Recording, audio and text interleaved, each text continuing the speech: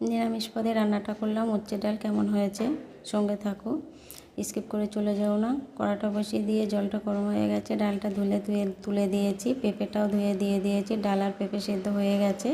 এবার নামিয়ে আমি কড়াটা বসিয়ে দেব। কড়াটা বসিয়ে তেলটা গরম হয়ে গেছে, শুকনো লঙ্কা, তেজপাতা, পাঁচফোড়ন ফোড়ন দিয়ে দিয়েছি। ফোড়নটা হয়ে গেছে, টমেটো কুচিগুলো দিয়েছি। দিয়ে এবার একটু বাটা মশলাটা দিয়ে দেবো, আদা, জিরে আর কিছু কাঁচা লঙ্কা।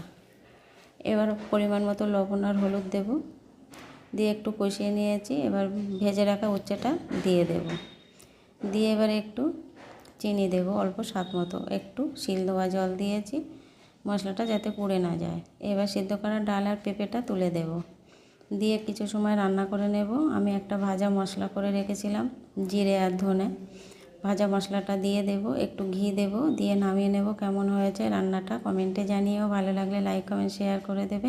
নিরামিষ